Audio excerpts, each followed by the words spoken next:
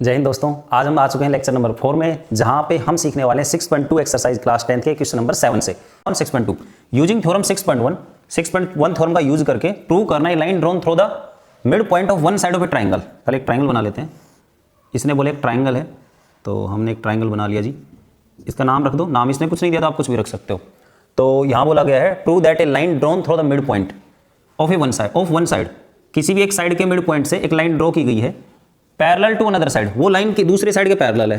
समझ रहे हो मतलब क्या है यहाँ पे कि गिवन हो रहा है कि डी तो मिड पॉइंट हो जाता है किसका, D is mid point of A B, D mid point A B का। दूसरा इसने बोला कि prove that a line drawn through the mid point of one side, एक साइड के मिड पॉइंट से ड्रॉ की जाती है पैरेलल टू अनदर साइड, दूसरी किसी साइड के पैरेलल है। तो डी बी सी के पैरेलल है, डी पैरेलल है किसके, बी सी के। तो ये कहोगे सर इसके भी हो सकती है, तो ये देखो ये लाइन है, ये इसके ऐसे पैरेलल होगी, इसके पैरेलल है। Side bisect the third side, third side को बाइसेक्ट करता है, मतलब यहाँ पे जो थर्ड साइड पे मिलेगा ना, तो मुझे लिखना है यहाँ प्रूव दैट में कि ये ई पॉइंट है ना, ये मतलब ये लाइन जो है ए सी को बाइसेक्ट करती है, मतलब ई मिड पॉइंट होगा, यानी आपको ए किसके इक्वल प्रूव करना है, ई सी के। ठीक है, इसका मतलब क्या हो जाएगा कि डी बाइसेक्ट करती है ए सी को, तो E is mid point of A C, ये आपको प्रूव करना है। ठीक है दोस्तों, अब हमारे सामने जो कंडीशंस हैं इनके अकॉर्डिंग हम चलेंगे, लेकिन मैंने क्वेश्चन में एक छोटी सी लाइन और दे रखी, वो लिखी नहीं है। यहाँ पे लिख रखा है रिकॉल, मैं आपको बुक से क्वेश्चन पढ़ के बता देता हूँ। लिखा हो recall that you have proved it in class 9, कि ध्यान करो भाई आपने क्लास 9 में पढ़ा है, तो क्लास 9 का ध्यान है या नहीं चलेगा काम, कोई दिक्कत नहीं, आपको यहाँ समझ में आ जाएगा। तो दोस्तों हमारे पास ये सब चीज़ें, तो करते हैं शुरू। अच्छा, D mid point A B का, तो इसका मीनिंग क्या हुआ, ए डी और डी बी आपस में बराबर होंगी, ए डी और डी बी आपस में इक्वल होंगी, है ना, मिड पॉइंट है। तो अब चलते हैं आगे सॉल्यूशन में आप तो सेम काम करो, आपको पैरेलल दे रखा है ना, आप आए था ये लगाओ, बीपीटी लगा सकते हो, डी पैरेलल बीसी, डी और बीसी पैरेलल है ट्राइंगल एबीसी में, तो because D parallel BC in triangle ABC so by BPT, तो हम बीपीटी का यूज कर सकते हैं यहाँ पे। ठीक है दोस्तों, वैसे तो डी पैरेलल बीसी है, इसका मतलब A D upon D B, BPT लगाएंगे ना, A D upon D B is equal to A E upon E C, A E upon यहाँ पे ई सी, ई सी।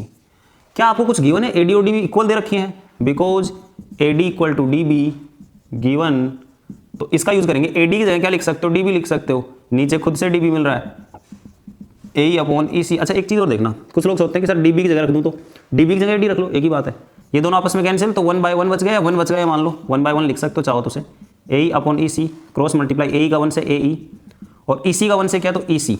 क्या देखो आपको ये प्रूव करना था, हैंड्स प्रूव्ड। चाहो तो इसमें लैंग्वेज भी जोड़ सकते हो थोड़ी सी, there for the E mid point of side A B, sorry side A C. तो ये क्वेश्चन नंबर आपका हो जाता है 7। देखते हैं इसका नेक्स्ट क्वेश्चन 8। दोस्तों देखते हैं क्वेश्चन नंबर 8। यहाँ पे क्या होने वाला है कि यूजिंग थ्योरम 6.2, मैंने पुरानी चीज रख ली कुछ, क्योंकि पिछले वाले डायग्राम को ही अपन सेम काम में ले सकते हैं, वही बातें हैं, बस यहाँ पे 6.2 थ्योरम का यूज करना है। तो using theorem 6.2 prove that a line joining the mid point of any two sides of A triangle. पहले समझो, यहाँ तक प्रूव करवा रहा है लाइन जो ज्वाइन करती है मिड पॉइंट्स में पॉइंट से मतलब ज्यादा पॉइंट है ना, ऐसा लगा रखा है, of any two sides of A triangle, यानी ये साइड और ये साइड का मिड पॉइंट गिवन। इस बार मैं लिख रहा हूँ D is mid point of, D किसका मिड पॉइंट है, ए बी का, and E is mid point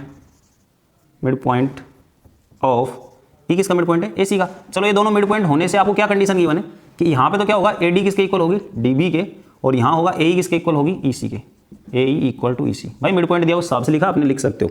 prove करना है कि ये डी जो है ना वो पैरेलल होगी बी सी के। वैसे भी तुम्हें पहले से इसने बोल दिया कि 6.2 थ्योरम लगेगी, उसका यूज करना है, मतलब तो आपको सीधा सीधा आइडिया आ जाता है कि उससे हम करने वाले हैं। तो सॉल्यूशन देखिएगा, एग्जाम में कई बार ऐसा भी आ जाता है कि प्रूव करो बीपीटी थ्योरम को, और या ऐसा लिखा जाए कि 6.1 थ्योरम को प्रूव करो, तो बहुत रेयर है वैसे 6.1 नाम देकर के, लेकिन आपको पॉइंट्स के हिसाब से थ्योरम का याद रखना जरूरी हो जाता है। तो मुझे यहाँ पे डी मिड पॉइंट बताया ए बी का, मैं गिवन से ही शुरू करता हूँ, बाई गिवन।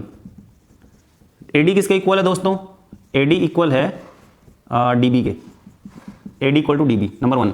दूसरा ए किसके इक्वल है, A equal to E C number 2, ये गिवन है। अगर मान लीजिए आप फर्स्ट इक्वेशन में सेकंड का डिवाइड कर देते हो, फर्स्ट इक्वेशन को किससे डिवाइड कर दोगे, सेकंड इक्वेशन, तो ऊपर क्या लिखा हुआ है, ए डी, नीचे ए ई, ऊपर डी बी और यहाँ पे ई सी। गौर से देखो इसको, जो आया एक बार समझना, A D A D B E C, इसको अगर यहाँ देखो तो ए डी अपॉन में ए, वैसे तो यहाँ पे कुछ और आना था कि ए डी के नीचे डी बी आना था, तो एक बार गौर से देखो क्या हम इनको आपस में इंटरचेंज कर लें? अगर ये AD है, वो जो ऊपर लिखा हुआ है यहाँ पे डिवाइड में आ जाए, जो नीचे वो ऊपर चला जाए, तो क्या हम ऐसा लिख सकते हैं दोस्तों? वापस समझना, ये देखो AD और उधर AEEC, सही है। हमने दो इक्वेशन बनाई, फर्स्ट इक्वेशन में सेकंड का डिवाइड किया जो बना, फिर उससे हमारा मैच नहीं किया, लेकिन अभी वो फॉर्मेट बन गया जो BPT कन्वर्स काम आता है, यानी 6.2 थ्योरम के काम आता है। तो बाई कन्वर्स ऑफ BPT, या मैं कह सकता हूं थ्योरम 6.2। अब ये थ्योरम 6.2 का फॉर्मेट बन गया। अगर ये बन जाता है तो लाइंस पैरेलल हो जाती हैं, सो DE जो है वो पैरेलल हो जाती है BC के, यही आपको यहाँ प्रूव करना था और हैंस प्रूव। तो क्वेश्चन हो जाता है बड़ा इजी। देखते हैं इसका क्वेश्चन नंबर 9। दोस्तों आ गए हम क्वेश्चन नंबर 9 पे, जो इस एक्सरसाइज का one of the most question हो जाता है। बहुत अच्छा क्वेश्चन है, समझिएगा। यहाँ पे आपको कुछ और भी कॉन्सेप्ट सीखने को मिलने वाले हैं। यहाँ लिखा हो ABCD इज ट्रेपीजियम। पहले तो समझो ट्रेपीजियम कैसा होता है। ट्रेपीजियम एक टाइप का क्वाड्रिलेटरल होता है जिसमें कोई दो साइड्स पैरेलल होती हैं, कोई भी दो साइड पैरेलल होंगी यहाँ पे। तो आपको पता है ये दोनों तो पैरेलल होंगे नहीं, ये और ये दिख रही है पैरेलल, तो हम गिवन में इसका यूज करेंगे। तो पहले मैं इनका नाम रख देता हूँ ABCD, और ऐसा नाम मैंने जानबूझ के रखा है क्योंकि इसने बोला इन विच AB पैरेलल DC, तो जो AB हो DC के पैरेलल भी होनी चाहिए, तो हमने उसी हिसाब से रखा है इसको। ये गिवन होगा and its diagonal intersect each other at point O। एक डायगोनल ये है, एक डायगोनल ये है, और दोनों कहाँ पे काटते हैं? O पे काटते हैं। ऐसा क्वेश्चन बोल रहा है आपको। सो दैट, तो सो दैट लिख लेते हैं। सो दैट क्या आपका AO BO CO और DO। और अब हम चलेंगे क्वेश्चन के सॉल्यूशन में, देखते हैं हमें कुछ यहाँ से मिल रहा है क्या नहीं मिल रहा। देखो ABDC, आप AB पैरेलल DC तो मिल रहा है आपको, अगर पैरेलल मिले तो आपको पता है। मैं थोड़ा बड़ा बना लेता हूँ डायग्राम, आपको समझाने में इजी रहेगा। फिर हमारी एक साइड तो है AB, दूसरी साइड है DC। यूँ कर लेते हैं A B C और D, और एक डायगोनल ये है, एक डायगोनल ये है, जो O पे इंटरसेक्ट करते हैं। अब समझिएगा, देखो दोस्तों, मेरे को AB पैरेलल DC दे रखी है, मुझे पता मैं थेल्स BPT में हूँ, तो BPT तो लगनी कहीं ना कहीं। लेकिन देखो क्या इससे BPT लग सकती है? ABDC पैरेलल जरूर है, लेकिन इसमें कोई ट्राइंगल नहीं है। ट्राइंगल नहीं होता, हम BPT लगा रहे होते तो हमें ऐसा कोई ट्राइंगल मिलता है, ये कोई साइड मिल गई तो ये और ये पैरेलल होती है, तो हम BPT लगा देते हैं। लेकिन यहाँ पे ऐसा कोई काम ही नहीं बन रहा। तो फिर हम देख रहे हैं यहाँ पे कि यार ट्राइंगल देखो, अगर मान लो मैं ये वाला ट्राइंगल ले लूँ AOB, कुछ हो सकता है?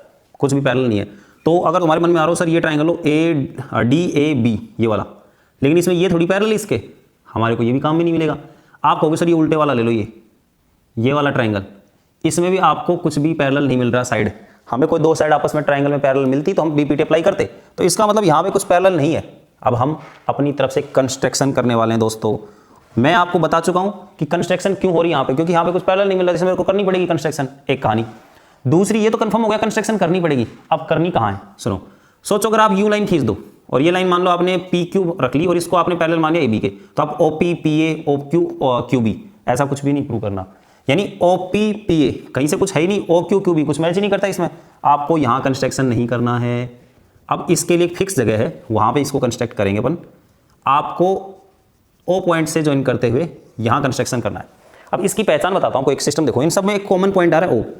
एक तो तरीका ये कि आप इसको थोड़ा पता कर पाए कि O पॉइंट पे ही कंस्ट्रक्शन क्यों हो रहा है, थोड़ा कॉमन, जो कॉमन पॉइंट है उस पे होएगा कंस्ट्रक्शन। आपने इसको OP लिख दिया, और ये OP जो है ना आपने कंस्ट्रक्ट करी है जो पैरेलल है AB के। लेकिन जब AB और DC आपस में पैरेलल है तो ये तीनों ही आपस में पैरेलल है, यानी AB के अगर मैंने पैरेलल करी इसको तो ये ऑटोमेटिक DC के पैरेलल हो जाएगी। अब मैंने एक लाइन साफ कर दी, अब आपको एक ट्राइंगल दिख रहा है उल्टा ADC। मैं लिख रहा हूं इन ट्राइंगल ADC। ADC में क्या PO और DC पैरेलल हैं? Because PO parallel DC, so by BPT क्या लगाएंगे? BPT लगाएंगे। BPT क्या होगी? DP PA, DP और PA equal to CO OA, CO और ये OA। अब देखो OA नाम नहीं मिल रहा आपको, यहाँ पे AO मिल रहा है, इसलिए आप है ना इसको OA के बजाय AO लिखें। तो मैं इसको है ना AO लिख के ही चलता हूँ, ऊपर तो CO नीचे AO। नंबर 1। अब मैं आपको कंफर्म बता दूं कि मैंने यहाँ क्यों किया। देखो कुछ प्रूव करने वाला पार्ट बन रहा है, CO AO कहीं ना कहीं तो आ ही रहे ना, हम ला देंगे वो भी धीरे धीरे, कोई दिक्कत नहीं है। सेम इसी तरीके से एक ट्राइंगल और पकड़ेंगे। अब की बार मैं इसे साफ करता हूं, और देखो अब ट्राइंगल दिख रहा है आपको DAB, in triangle DAB, because जो PO है किसके पैरेलल है? AB के, तो PO पैरेलल AB। अब अगर ये दोनों पैरेलल है तो सो बाय BPT, और BPT अगर लगेगी तो क्या होगा? DP PA और equal to DO OB। OB को मैं BO लिख लेता हूं। नंबर 2, क्या ये वाला पार्ट दोनों जगह इक्वल है? तो बाय इक्वेशन 1 और 2 दोनों से मैं बात करूँ तो ये और ये सेम हो गया, हट गया। ऊपर क्या बच रहा है? CO, नीचे क्या है? AO, इक्वल टू में क्या लिखूंगा? DO और यहाँ पे BO। इतनी बात समझ में आ गई? अब देखो अगर आप केवल इनको इंटरचेंज कर लेते तो कहानी बन जाएगी आपकी। DO यहाँ आ जाएगा डिवाइड में, CO अपॉन DO, और ए हो जाएगा ऊपर ए अपॉन बी ओ। यही आपको प्रूव करना था कोर्स। देखे ए ओ बी ओ सी ओ डी ओ, आगे पीछे लिखा है कोई फर्क नहीं पड़ता, बिल्कुल सही है। ये देखो कितना बड़ा क्वेश्चन है आपका, छोटा सा क्वेश्चन है। तो 9th क्वेश्चन में वैसे बहुत से लोग परेशान होते रहते हैं, बिल्कुल भी परेशान होने वाला क्वेश्चन है नहीं। और आपको अगर ये आ जाता है तो क्वेश्चन नंबर 10 इसके जैसा ही है। देखते हैं क्वेश्चन नंबर 10 दोस्तों, देखते हैं क्वेश्चन नंबर 10 जो बिल्कुल 9 के जैसा है, बस उससे रिवर्स चल रहा है, कन्वर्स चल रहा है। The diagonals of quadrilateral ABCD intersect each other at O point. मैंने यहाँ पे क्वाड्रिलेटर बनाया और डायगोनल्स उसके इंटरसेक्ट करा दिए किस पॉइंट पे, O पॉइंट पे, ठीक है। इसके बाद में आगे बोला गिवन है सच दैट AOBO CODO, जो हमने अभी भी प्रूव किया ना वो गिवन है यहाँ पे। तो शो करना है ABCD ट्रेपीजियम, ABCD को ट्रेपीजियम शो करेंगे। तो देखो भाई कैसे करते हैं सॉल्यूशन इसका। जैसा कि आप इसको अभी पहले देख चुके हो, तो आप इतना तो आइडिया लगा लो कि इसमें बिना कंस्ट्रक्शन काम नहीं होने वाला आपका। तो मैं यहाँ पे सेम कंस्ट्रक्शन करूंगा। पिछले क्वेश्चन में बताना भूल गया था मैं, जो PO है मैंने ऐसे ज्वाइन किया ना, आप चाहे इधर OPO बना लो, एक ही बात है, इधर बनाओगे तो भी प्रूफ होगा, ठीक है। तो कंस्ट्रक्शन है, आपने PO एक लाइन खींची है, वो पैरेलल मानो किसी के, AB के या DC किसी के मान लो मैंने AB के पैरेलल लिख लिया, ठीक है। अब तुम कहोगे सर दोनों के मान लो, पिछले में भी दोनों के मानी थी। अगर मैं इसको और इसको पैरेलल मान लेता हूं तो मुझे देखो क्या प्रूव करना है, ABCD ट्रेपीजियम। ट्रेपीजियम मतलब ऐसा क्वाड्रिलेटरल जिसकी अपोजिट 2 साइड पैरेलल हो। तो कहीं ना कहीं मैं इनको पैरेलल मानूंगा तो ये मेरा प्रूव हो जाएगा सीधा सीधा, और कंस्ट्रक्शन भी हो जाएगा। तो गलत होगा ना, कंस्ट्रक्शन में कोई चीज प्रूव नहीं होती, कंस्ट्रक्शन में मिलेगी आपको हेल्प प्रूव करने के लिए।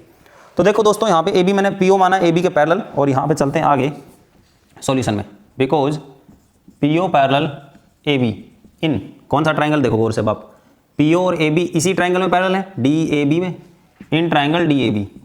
सो बाई BPT लगाओ, BPT क्या कहती है, DPPA PA equal to DO और ये BO लिख दो, DO और BO नंबर 1। अब इससे तो चलो मैंने एक कर लिया, लेकिन दोस्तों हमारे पास दूसरा ऑप्शन नहीं है, और मुझे प्रूव करना है फाइनली कि जो मेरी AB है वो कैसे जैसे पैरेलल आ जाए किसके, DC के। AB DC पैरेलल करनी है मेरे को। तो बाई गिवन करते हैं। गिवन में आपको क्या लिखा है देखो, AOBO CODO, AOBO CODO।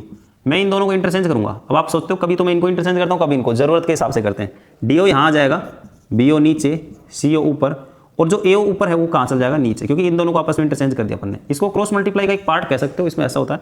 इसको देखो और ऊपर वाले को देखो, क्या फर्स्ट और सेकंड इक्वेशन में कुछ इक्वल है, बिल्कुल है। By first and second equation, इन दोनों इक्वेशन में देखें ये और ये पार्ट सेम है, तो फिर क्या लिख सकता हूँ, DPPA equal to CO AO। जो आया है उसको पढ़ के देखते हैं क्या आया है, DPPA, दूसरा है CO और AO। क्या इस ट्राइंगल में BPT लग रही है, बिल्कुल है। It is converse of BPT in triangle ADC। अगर ये कन्वर्स हो गया सो आपकी जो PO है वो किसके पैरेलल हो जाएगी, DC के।